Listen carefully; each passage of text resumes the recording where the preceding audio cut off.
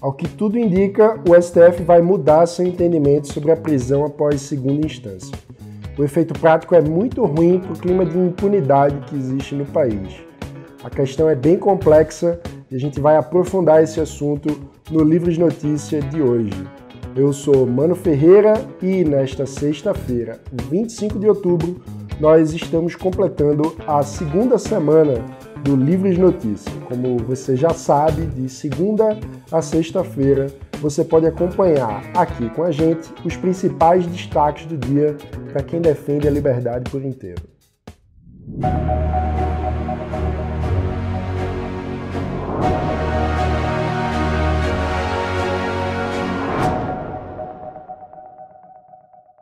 Está 4-3 o julgamento do STF sobre a possibilidade de prisão após condenação em segunda instância.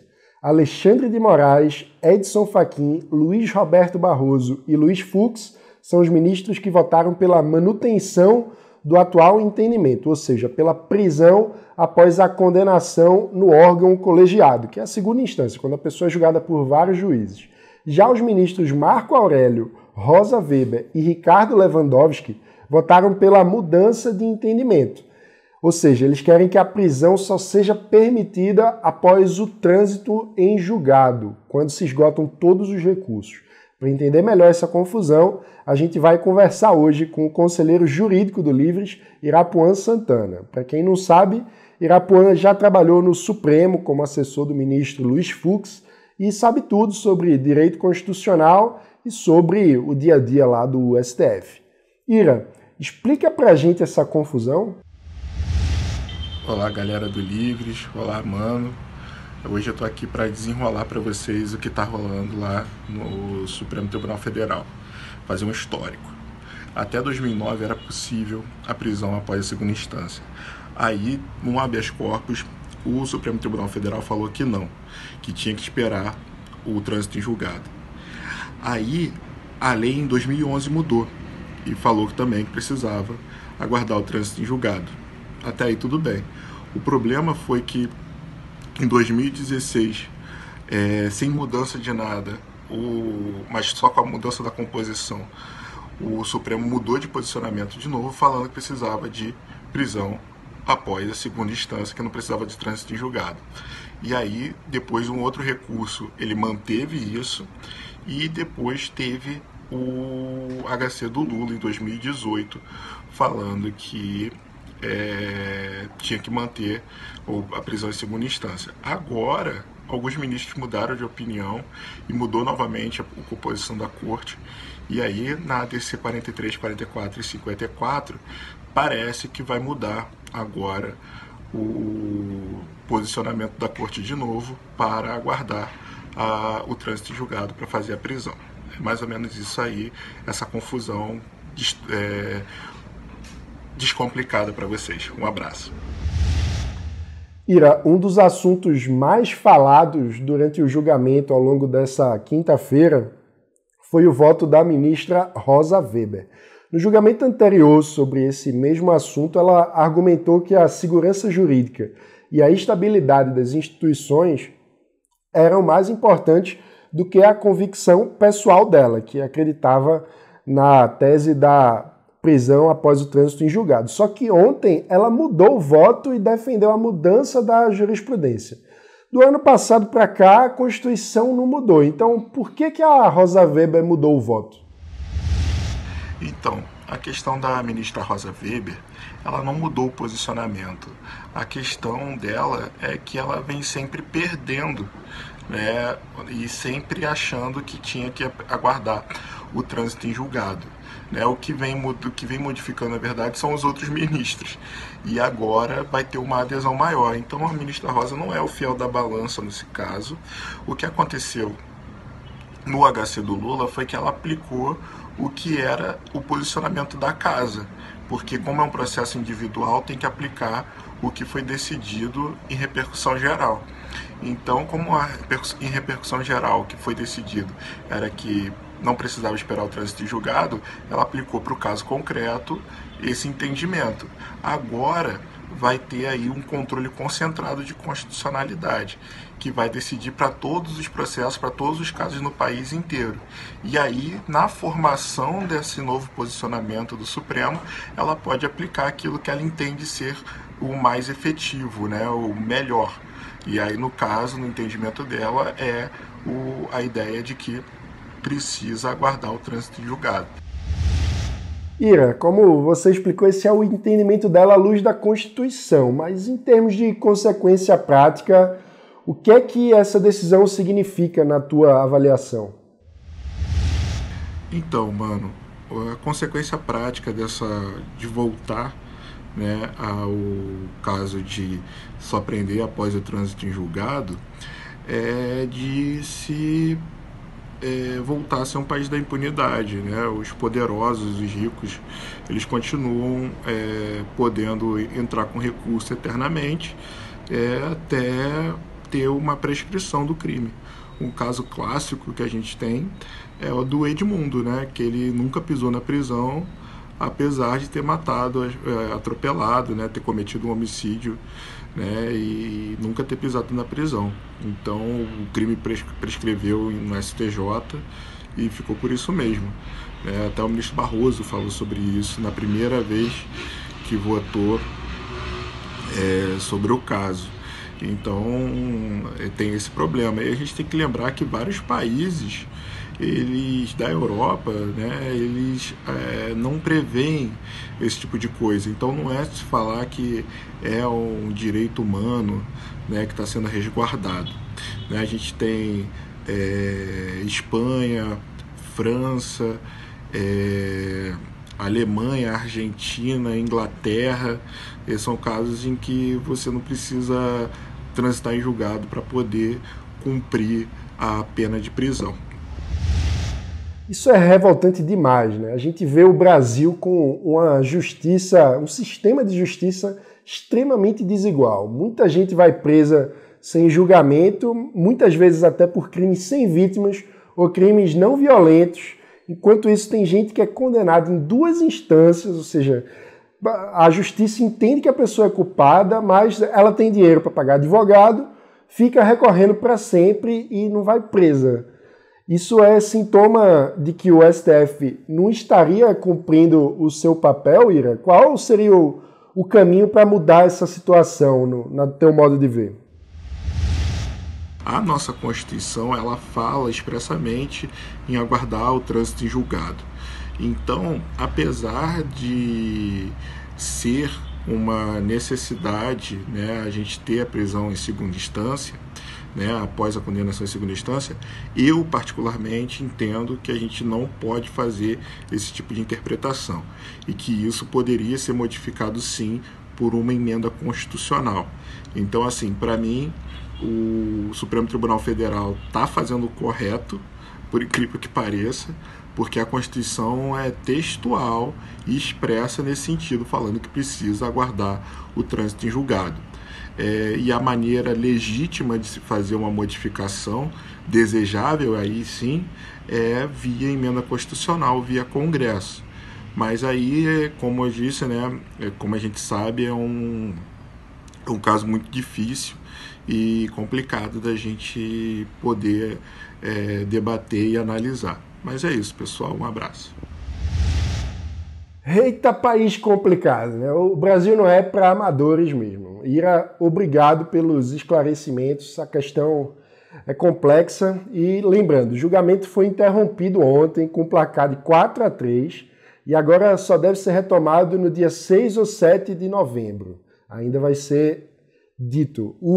É bem triste ver essa instabilidade jurídica, né? Eu acho que faz muito mal para a confiança dos brasileiros nas instituições, ficar vendo essas mudanças de entendimento, com certeza isso abala a confiança da população no Supremo. Mas tem uma coisa importante que a gente precisa dizer, é que essa frustração legítima não pode de jeito nenhum ser confundido com endosso, com concordância com aquele discurso autoritário de chamar um cabo e um soldado para fechar o STF. Na democracia, o STF é o guardião da Constituição. O lugar da representação do povo é o Congresso. Então, quando a gente não gosta de uma decisão da Justiça, O caminho não é fechar o tribunal, é pressionar o Congresso para mudar a lei e para deixar mais claro como é que a lei tem que ser aplicada. O difícil na situação que a gente está, todo mundo sabe, tanta gente no Congresso acusada de corrupção, é ter que depender desses caras para a gente aprovar uma mudança que acabe com a impunidade, né? Que pode acabar levando alguns deles próprios para a cadeia. O caminho não é fácil, mas é o único caminho possível, porque o resto é barbárie, é despotismo, é ditadura, e a humanidade já provou na pele por séculos e séculos que esses outros caminhos são muito, muito piores que as imperfeições da democracia. E, inclusive, falando em democracia, 25 de outubro, hoje, é Dia Nacional, justamente, da democracia. Quem mandou uma mensagem para a gente sobre isso foi o vereador de Belo Horizonte, Gabriel Azevedo, nosso associado. Gabriel, onde é que você está e como é que anda a democracia? Pessoal, aqui é Gabriel Azevedo, diretamente das Portas do Inferno de Dante, obra que está aqui na Universidade de Stanford. O escultor é Rodin, e aqui o desespero à beira do abismo. Eu acho que é mais ou menos essa sensação hoje em dia de quem gosta muito de democracia e está vendo o mundo retroagir nessa esfera. Dia 25 de outubro marca a data de celebração democrática no Brasil. Esse dia foi escolhido justamente por conta da morte do jornalista Vladimir Herzog. Com um desfecho trágico que ele teve, as movimentações para recuperar a democracia durante a ditadura brasileira foram intensificadas. Por que é importante falar desse tema no momento em que as ondas de autocracia estão se expandindo pelo planeta? Esse ano foi liberado mais uma edição do índice V-Dem. É feito por uma universidade respeitadíssima e eu acho que vale a pena que todos vocês conheçam melhor.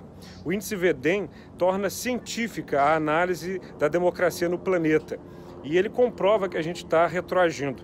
Vários são os critérios, sobretudo liberdade de imprensa. Lamentavelmente, o Brasil está no grupo dos países que estão ajudando a democracia a retroagir no planeta. E um dos fatores críticos para todos nós, brasileiros sobretudo, é o ataque que é feito diariamente a jornalistas, a veículos de mídia, numa onda de uma tentativa, não é, de fazer com que a informação seja descreditada, que a verdade seja modificada ao bel prazer daqueles que detêm o poder e querem detê-lo para sempre. Atualmente, os grandes inimigos da democracia não são aqueles que as golpeiam de uma maneira brutal, mas populistas que vão pouco a pouco enfraquecendo os pilares democráticos, eleitorais, institucionais, mas também desacreditando a imprensa. Ao fazer isso, muitos políticos fazem com que a democracia fique flácida e aos poucos se deteriore. Portanto, essa é uma data crucial para lembrar que democracia é justamente aquele regime onde a gente não serve a um senhor, onde as pessoas não mandam, onde a gente não obedece, a gente coopera na solução dos problemas que existem na sociedade. Um modelo que foi inventado, né, em Atenas, naquele 509 a.C., durou pouco tempo, até 322, e desapareceu para ressurgir no planeta no século XVII.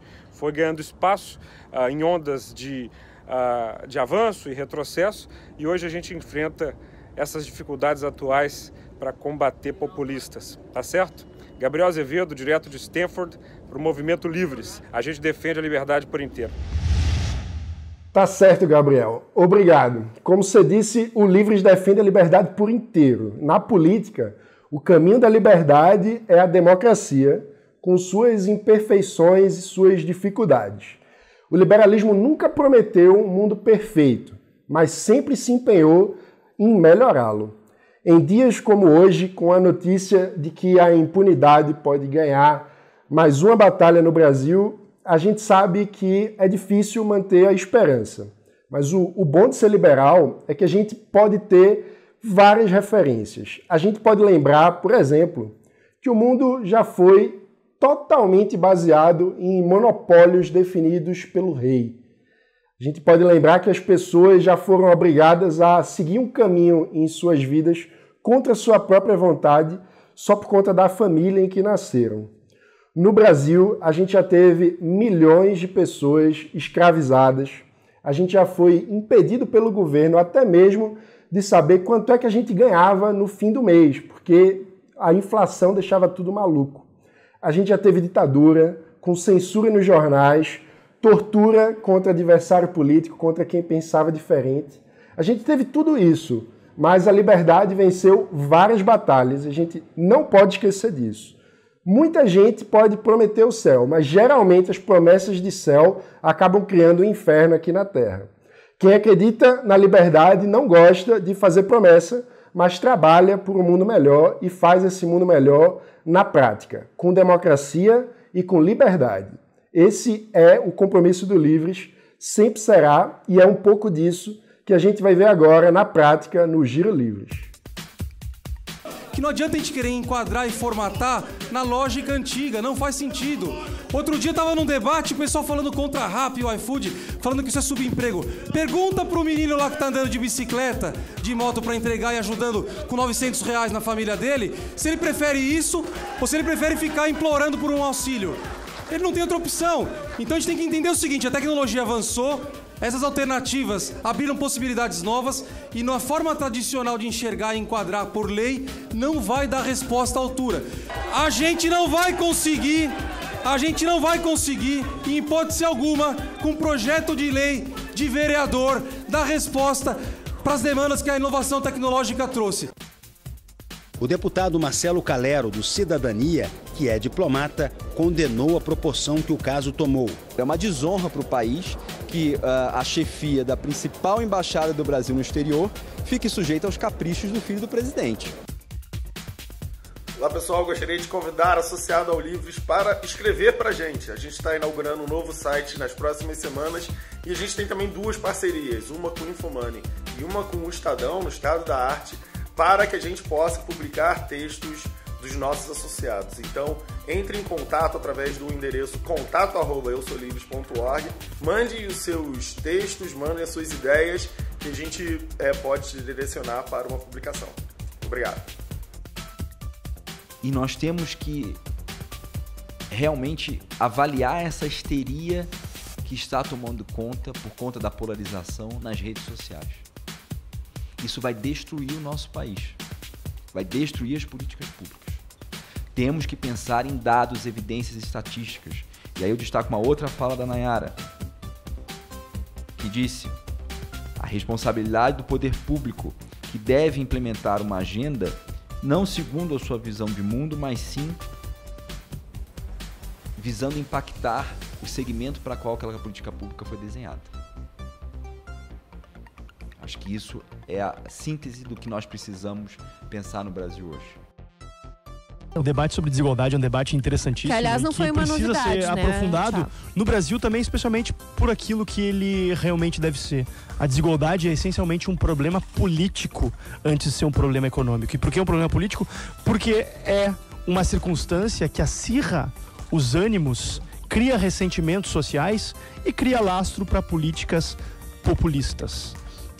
Na prática, para além das narrativas que se utilizam de momentos de caos como esse, como o fazem em várias circunstâncias, os fatos dados e objetivos são que o Chile é amparado nas reformas liberalizantes das décadas da década de 80 em especial. O Chile é hoje, de longe, o país mais rico da América Latina, o país com maior acesso aos serviços básicos, o país com maiores índices educacionais, o país com menor taxa de miserabilidade. Esse foi o Livres Notícia desta sexta-feira. Essa é a nossa segunda semana. A gente espera que você esteja gostando aqui do programa. Deixe seu comentário, sua sugestão ou crítica. É muito importante aí para a gente poder melhorar o nosso canal. A gente espera ter novidades em breve, mais produtos aqui no YouTube. No mais, você já sabe, de segunda a sexta, acompanhe com a gente os principais destaques do dia para quem defende a liberdade por inteiro. E claro, faça aí sua inscrição e ative o sininho para não perder nada. Bom fim de semana e até segunda-feira.